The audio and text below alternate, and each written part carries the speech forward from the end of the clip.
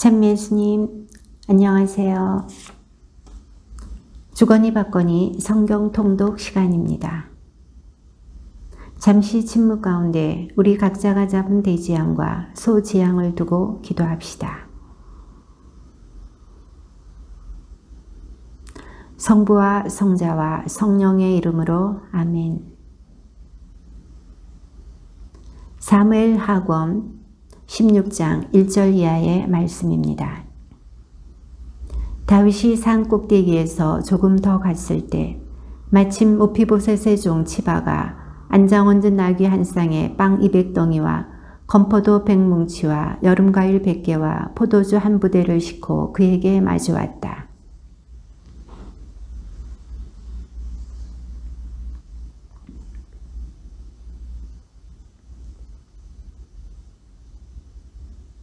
임금이 또 내 주군의 아들은 어디 있느냐 하고 묻자 치바가 임금에게 대답하였다.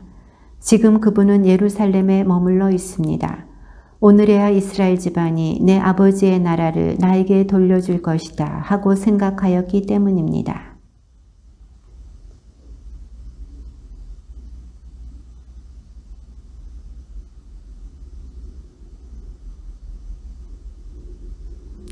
다윗 임금이 바후림에 이르렀을 때였다.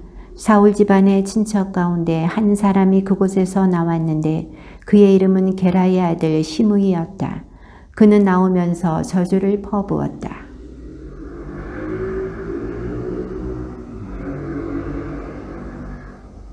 시므이는 이렇게 말하며 저주하였다. 꺼져라 꺼져 이 살인자야 이 무례하나.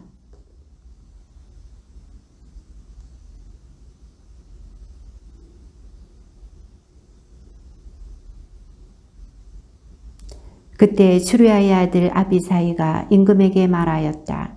이 죽은 개가 어찌 감히 저희 죽으신 임금님을 저주합니까? 가서 그의 머리를 베어버리게 해 주십시오.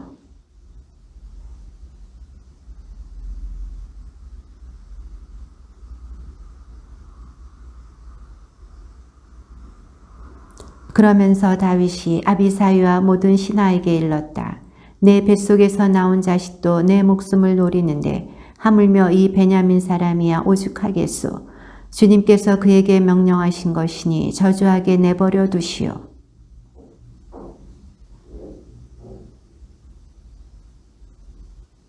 다윗과 그 부하들이 길을 걷는 동안 시므이는 다윗을 따라 산비탈을 걸으며 저주를 퍼붓고 그에게 돌을 던지며 흙먼지를 뿌려대었다.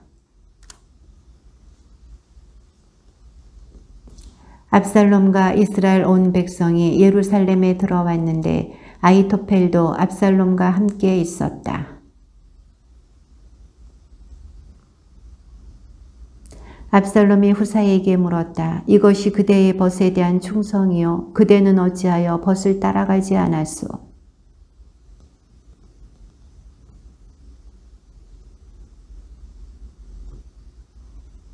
그렇다면 제가 누구를 섬겨야 하겠습니까? 그분의 아드님이 아니겠습니까? 제가 부왕을 섬겼듯이 이제는 임금님을 그렇게 모시겠습니다.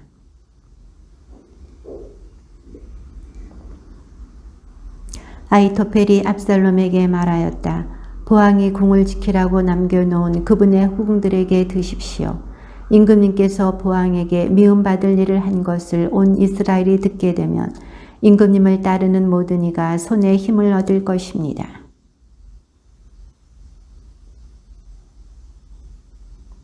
그 시절에 아히토펠이 내놓는 의견은 마치 하느님께 여쭈어보고 얻은 말씀처럼 여겨졌다. 아히토펠의 모든 의견이 다윗에게도 압살롬에게도 그러하였다.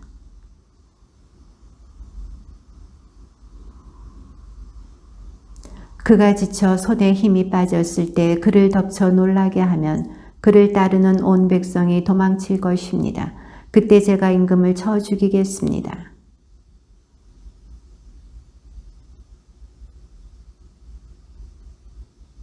이 말이 압살롬과 이스라엘 모든 원로에게 옳게 여겨졌다. 후사이가 압살롬에게 오자 압살롬이 그에게 물었다. 아히토펠이 이런 말을 하였는데 우리가 그의 말을 따라도 좋겠소? 아니라면 당신도 말해보시오. 그러면서 후사이는 이렇게 덧붙였다. 임금님께서도 아시다시피 임금님의 아버지와 그 부하들은 용사입니다. 그들은 새끼를 빼앗긴 들녘의 곰처럼 무섭게 화가 나 있습니다. 또한 임금님의 아버지는 전사이므로 밤에 백성과 함께 잠도 자지 않습니다.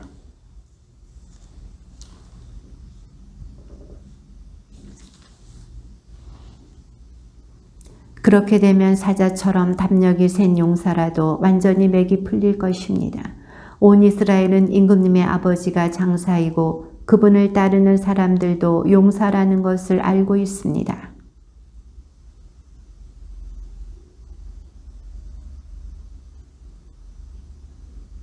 그리하여 우리가 그분이 있는 곳은 어디든지 찾아가 이슬이 땅에 내리듯 그분을 덮치면 그분은 물론 그분과 함께 있는 모든 사람이 하나도 살아남지 못할 것입니다.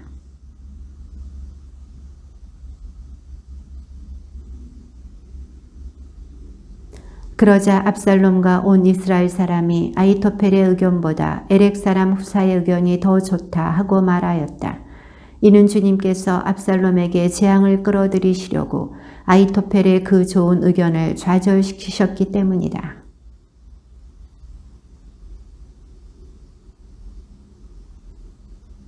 그러니 이제 서둘러 다윗 임금님께 사람을 보내어 오늘 밤 광야의 길목에 묵지 마시고 반드시 그곳을 건너가셔야 합니다. 그러지 않으시면 임금님께서는 물론 임금님과 함께 있는 온 백성이 전멸할 것입니다. 하고 전해 주십시오.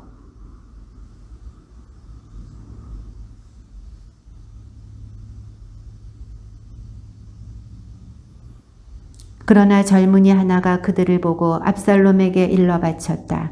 그래서 그들 두 사람은 얼른 거기를 떠나 바후림에 사는 어떤 사람의 집에 들어갔다.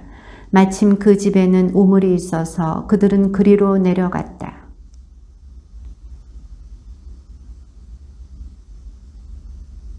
그때 압살롬의 부하들이 그 집에 들어와 여인에게 아히마아츠와 요나탄이 어디에 있느냐 하고 물었다. 여인이 그들에게 개울물을 건너갔습니다 하고 대답하였다. 그들은 두 사람을 찾다가 찾아내지 못하고 예루살렘으로 돌아갔다.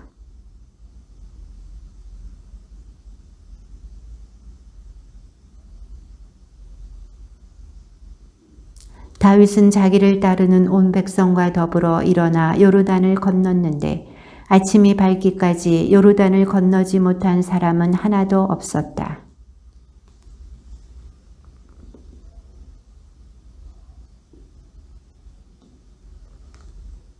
다윗이 마하나임에 이르렀을 때에야 압살롬은 자기를 따르는 모든 이스라엘 사람과 함께 요르단을 건넜다.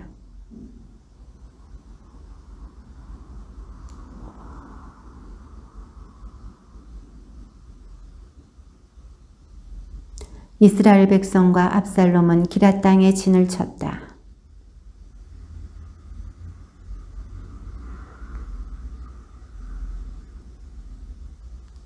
그들은 침상과 접시와 질그릇을 가져오고 밀과 보리, 밀가루와 볶은 밀, 콩과 팥,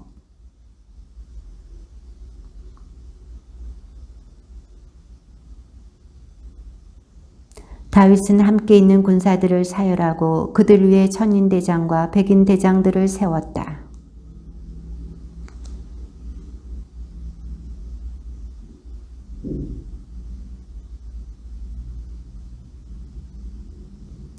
그러나 군사들이 말렸다. 임금님께서는 출정하시면 안 됩니다. 저희가 도망치더라도 그들은 저희에게 관심을 두지 않을 것입니다. 저희 가운데 절반이 죽는다 해도 역시 저희에게 관심을 두지 않을 것입니다. 그러나 임금님께서는 저희들 10,000명과 같습니다. 그러니 임금님께서는 이 성읍에서 저희를 지원하시는 것이 더 낫습니다.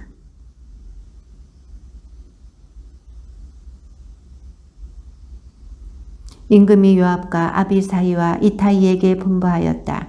나를 보아서 저 어린 압살롬을 너그럽게 다루어 주시오. 임금이 압살롬에 관하여 모든 장수에게 분부하는 것을 군사들도 다 들었다. 거기에서 이스라엘군은 다윗의 부하들에게 패배하여 그날 그곳에서 2만 명이 죽는 큰 사륙이 벌어졌다. 압살롬이 다윗의 부하들과 마주쳤다. 그때 압살롬은 노새를 타고 있었다. 그 노새가 큰 향엽나무에 얽힌 가지들 밑으로 들어가는 바람에 그의 머리카락이 향엽나무에 휘감기면서 그는 하늘과 땅 사이에 매달리게 되고 타고 가던 노새는 그대로 지나가 버렸다.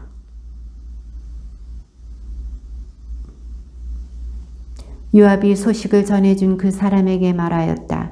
그를 보았다면 어찌하여 그 자리에서 그를 내리쳐 땅에 쓰러뜨리지 않았느냐. 그랬더라면 내가 너에게 은전 연립과 띠 하나를 주었을 것이다.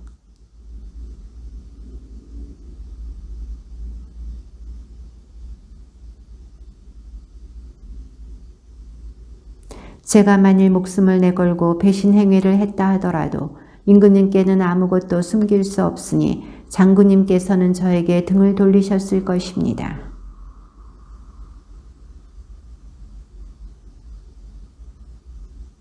그러자 요압의 무기병인 젊은이 10명이 둘러싸서 압살롬을 내리쳐 죽였다.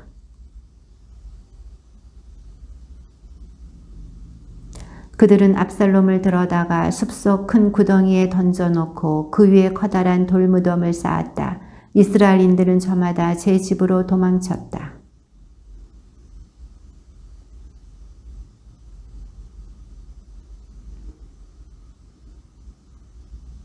자독의 아들 아히마아츠가 말하였다.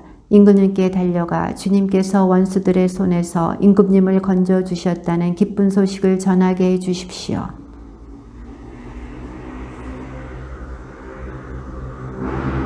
그러고 나서 요압은 에티오피아 사람 하나를 불러 내가 가서 임금님께 본대로 알려드려라 하고 일렀다. 에티오피아 사람은 요압에게 절을 한 다음 달려갔다.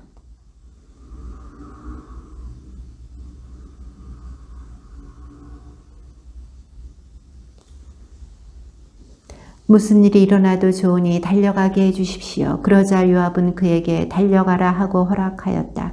아히마아츠는 들판으로 난 길을 달려 에티오피아 사람을 앞질렀다.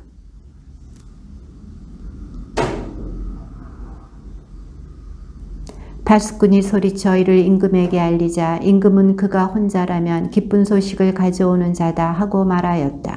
그가 점점 더 가까이 다가왔다.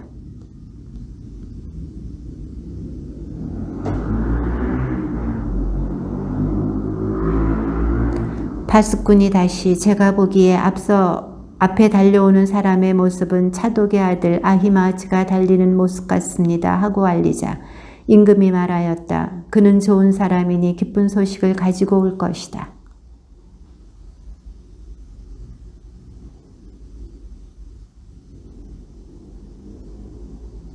임금이 그 어린 압살롬은 무사하냐 하고 물었다. 아히마아츠가 대답하였다. 임금님의 신하 요압이 이 종을 보낼 때 큰 소란이 일어나는 것을 보았으나 무슨 일이 있었는지는 모르겠습니다. 그때 에티오피아 사람이 들어와 말하였다. 저의 주군이신 임금님 기쁜 소식이 있습니다. 주님께서 임금님께 맞서 일어난 자들의 손에서 오늘 임금님을 건져주셨습니다.